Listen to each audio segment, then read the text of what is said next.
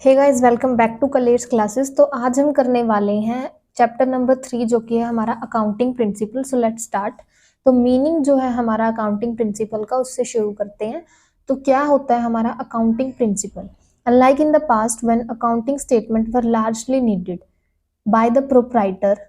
तो पहले क्या था कि जो अकाउंटिंग स्टेटमेंट थी वो प्रोप्राइटर के लिए जरूरी थी, लेकिन जैसे जैसे बिजनेस वाइडर होने लगा, जो लोग हैं वो इन्वेस्ट करने की तरफ जाने लगे, तो दीज डेज जो अकाउंटिंग स्टेटमेंट है वो बहुत सारी पार्टीज को नीड है। बहुत सारी पार्टीज जो हैं वो उस इंफॉर्मेशन के बारे में जानना चाहती है, अकाउंटिंग स्टेटमेंट के बारे में, बिजनेस की फाइनेंशियल पोजीशन के बारे में, उसके नेट प्रॉफिट और लॉस के बारे में, ताकि वो उसके अंदर इन्वेस्ट कर सके और ये देख सके कि उसके अंदर इन्वेस्ट करके उनको कुछ प्रॉफिट होगा या नहीं।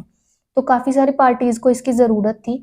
तो अकाउंटिंग स्टेटमेंट प्रॉफिटेबिलिटी जो है डिस्क्लोज करते हैं और सोल्वेंसी बिजनेस की वेरियस पार्टीज को, फाइनेंशियल पोजीशन क्या रहेगी, नेट प्रॉफिट लॉस क्या रहेगा, it is there for necessary date कि जो स्टेटमेंट है तो ये काफी ज्यादा जरूरी था। अब जब इतनी पार्टीज को नीड है, इतने सारे पर्सन जो उसको देखने वाले हैं, तो वो भी कुछ सेट रूल, सेट स्टैंडर्ड के अकॉर्डिंग प्रिपेयर होनी चाहिए अकाउंटिंग स्टेटमेंट्स। तो ये रूल्स जो जिनके अकॉर्डिंग हमारी अकाउंटिंग स्टेटमेंट प्रिपेयर होंगी उनको क्या बोला जाता है? गैप, जो कि है generally accepted accounting principles. Means overall world में इनको एक्सेप्ट करा जाता है और सारी कंपनीज में, ये ऑर्गेनाइजेशन में एक ही तरह फॉलो भी होते हैं। तो ये प्रिंसिपल्स जो जनरली सारे के सारे अकाउंटेंट्स ने एक्सेप्ट करे हैं ऑल ओवर द वर्ल्ड। ये जनरल गाइडलाइंस है अकाउंटिंग स्टेटमेंट्स को प्रिपेयर करने के लिए, ठीक है। तो हमारे अकाउंटिंग प्रिंसिपल जनरली क्या है? सेट रूल्स और स्टैंडर्ड्स जिनके अकॉर्डिंगली अकाउंटिंग स्टेटमेंट्स प्रिपेयर होती है, इनको जनरली एक्सेप्टेड अकाउंटिंग प्रिंसिपल्स बोला जाता है। उसके बाद आता है हमारा कैरेक्टरिस्टिक्स। कैरेक्टरिस्टिक्स मींस क्या विशेषताएं हैं अकाउंटिंग प्रिंसिपल की? सबसे पहला आता है accounting principles are uniform set of rules. Means uniform set of rules, एक रूपता, यानी कि हर एक ऑर्गेनाइजेशन में, हर एक फर्म में ये एक ही तरीके से फॉलो होते हैं और सारी फर्म इनको फॉलो करते हैं। ये नहीं है कि किसी फर्म में हो रहा है, किसी में नहीं हो रहा, या फिर किसी में किसी और तरीके से हो रहा है, किसी में किसी और तरीके से। ऐसा नहीं है, एक तरह से एक ही जैसा अप्लाई होता है। उसके बाद accounting principles are manmade. Accounting principles manmade यानी कि मनुष्य द्वारा बनाए गए हैं।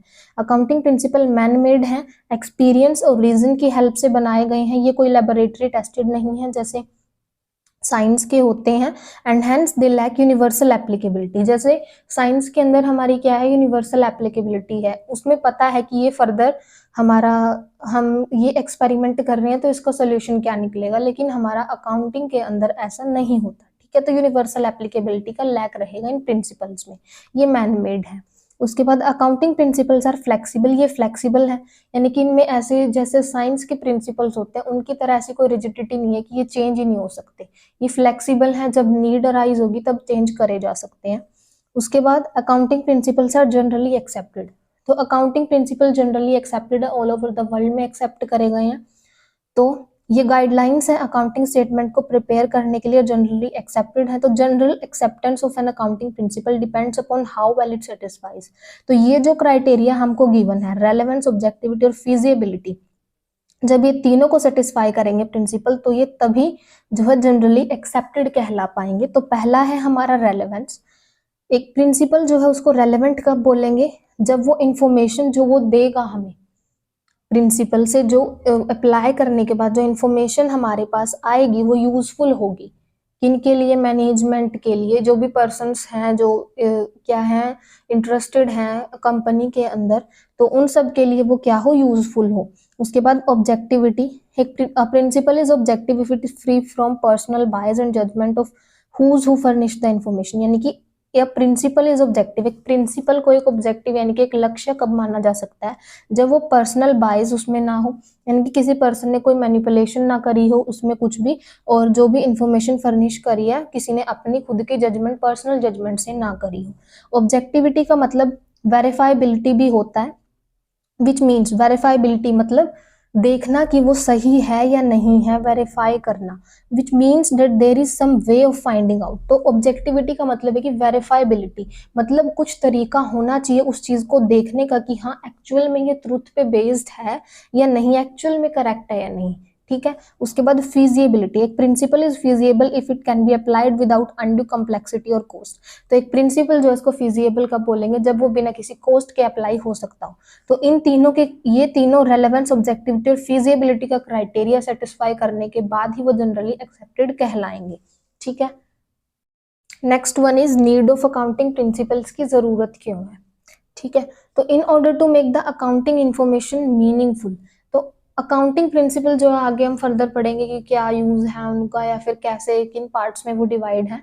तो यहाँ पे जो अकाउंटिंग इंफॉर्मेशन है उसको मीनिंगफुल बनाने के लिए इंटरनल और एक्सटर्नल यूजर्स के लिए काफी ज्यादा इंपॉर्टेंट है, ताकि वो उसको कंपेयर कर सके उस इंफॉर्मेशन को, क्योंकि सभी फर्म्स की क्या होगी, उन्हीं प्रिंसिपल पे बेस होगी, तो कंपेरेबल हो सकता है। अगर नहीं फॉलो होंगे तो कोई किसी को यूज कर रहा है, कोई किसी को, कंपैरिजन ही नहीं हो पाएगा। तो कंपैरिजन के लिए रिलायबल है, ये सही रहेगा, यानी कि अकॉर्डिंग टू प्रिंसिपल सब कुछ हुआ है अकाउंटिंग स्टेटमेंट में। द कंपैरेबिलिटी जो है इंफॉर्मेशन की is required to see how a firm has performed as compared to other firm and how it has performed as compared to previous years। यानी कि जो कंपनी है वो खुद को दूसरों के साथ भी कंपेयर कर सकते हैं और अपने प्रीवियस ईयर्स के साथ जो उसके रिजल्ट्स रहे हैं उसके साथ भी प्रिपेयर कर सकते हैं और देख सकते हैं उसकी परफॉर्मेंस कैसी रही।